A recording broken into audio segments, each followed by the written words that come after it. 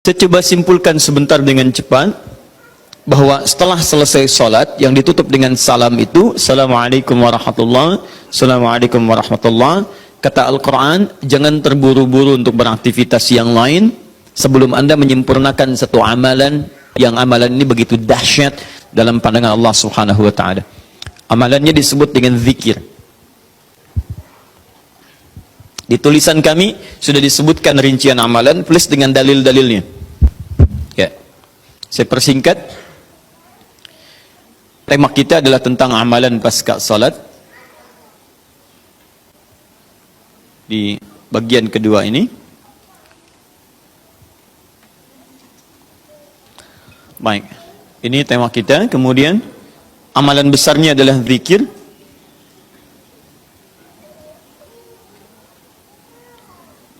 Dalilnya di Quran surah keempat An-Nisa ayat 103. Ini tema besar kita. فَإِذَا قَضَيْتُمُ الصَّلَاةَ فَاذْكُرُوا اللَّهَ. Fokus. Maka jika Anda telah tuntas mengerjakan salat, segeralah berzikir kepada Allah Subhanahu wa Ta'ala.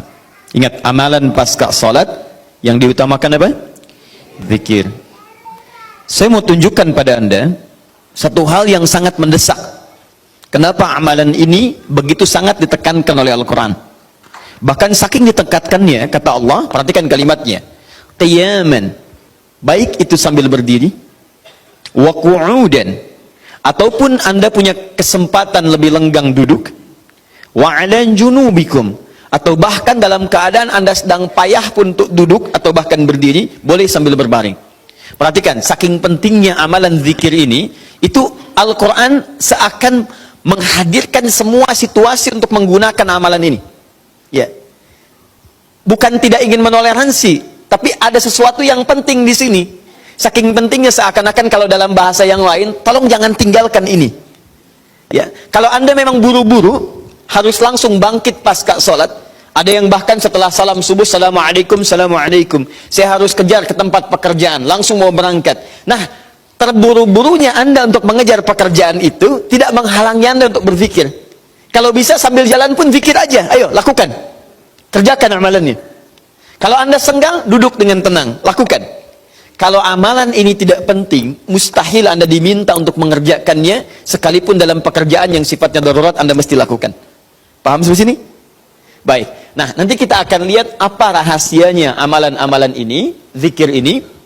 Kemudian kita nanti akan urutkan seperti pertemuan lalu telah saya turunkan beberapa bagian-bagiannya. Nanti kita akan gali apa esensi dan rahasia di balik kalimat-kalimat zikir yang kita sampaikan itu. Baik, saya percepat. Zikir seperti pertemuan lalu adalah setiap aktivitas yang mampu mengingatkan dan mendekatkan kita dengan Allah Subhanahu wa Ta'ala. Jadi ada dua nih. Satu ingat, kedua dekat. Awas, ini selalu menyatu, terkait berkelindan, tidak akan pernah berpisah. Di orang yang ingat Allah pasti memiliki kedekatan dengan Allah. Jelas ya? Baik, jadi kalau cuma ingat tidak membuat dia dekat, ini bermasalah. Ketika seseorang ingat pada Allah, hubungannya menjadi dekat dengan Allah. Ketika menjadi dekat, maka dia akan dipelihara oleh Allah Subhanahu wa Ta'ala. Dipelihara dari maksiat dan segala yang menyulitkan dia dalam kehidupannya. Makanya mustahil ada orang berzikir tapi berbuat maksiat kepada Allah. Apa nih? Mereknya Akhir TV. Jangan, itu bir. Oh, pakai bismillah dulu lah, mungkin berkurang dosanya dikit. Enggak bisa. Jadi tidak akan bersanding taat dengan maksiat. Anda ingat Allah, mustahil berbuat maksiat. Ya, maaf, seorang karyawan yang ingat Allah tidak akan bermaksiat dalam pekerjaannya. Seorang ibu istri yang ingat Allah tidak akan bermaksiat dalam rumah tangganya. Seorang anak yang ingat Allah tidak akan pernah bermaksiat dalam kehidupannya. Maka dari itu, nanti kita akan lihat puncak zikir, apakah hanya dalam pasca sholat saja atau dalam aktivitas yang lainnya. Maka yang pertama, ini akan membantu mengingatkan dia kepada Allah. Yang kedua, membuat hubungannya dekat dengan Allah Subhanahu wa Ta'ala. Nah, amalan ini ada setidaknya 6-7 amalan. Hari ini saya janjikan untuk mengurutkan amalan-amalan ini. Ya, saya ingin tes dulu apakah Bapak Ibu masih ingat atau tidak. Satu apa? Istighfar. Istighfar. Saya tuliskan satu, istighfar. Apa dalilnya? Cepat saja, kalau tidak tahu katakan apa? Allahu a'lam. Baik, masih ingat? Saya sebutkan kemarin hadis Nabi di riwayat Muslim hadis 591. Masih ingat? Baik, ini ada istighfar. Baik, yang kedua apa? Allahu a'lam. Enggak ada, Bu, Allahu a'lam. Baik. Assalamualaikum warahmatullahi wabarakatuh. Assalamualaikum warahmatullahi wabarakatuh. Astagfirullah, astagfirullah, astagfirullah. Allahu a'lam, Allahu a'lam. Enggak ada. Baik. Baik, kita lihat ini istighfar atau masuk kepada kalimat thayyibah. Dalilnya Quran surah keempat ayat 103, kan? Kemudian yang kedua, bisa juga bacaan Al-Quran. Bacaan Al-Quran. Baik, Quran surah ke-15 dalilnya ayat ke-9. Ya inna nahnu nazzalna dzikra. Kami telah turunkan Al-Quran sebagai zikir. Jadi kalau Anda baca Al-Quran, itu Anda sedang berzikir. Kemudian bisa juga hafalan Al-Quran. Anda menghafal misalnya.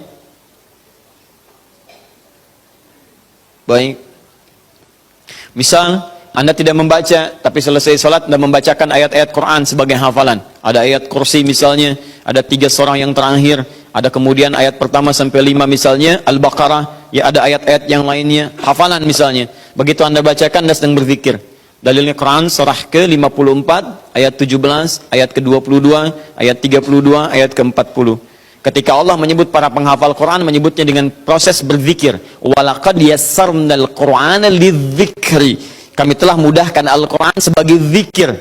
Ya, hafalan di sini zikir. Untuk dihafal, untuk berzikir. Jadi kalau Anda pasca salat kemudian membaca ayat-ayat Quran dalam hafalan bukan menggunakan mushaf, maka Anda sedang berzikir kepada Allah Subhanahu wa taala. Dan nilainya 4 kali lebih banyak dibandingkan dengan yang membaca. Ya. Nah.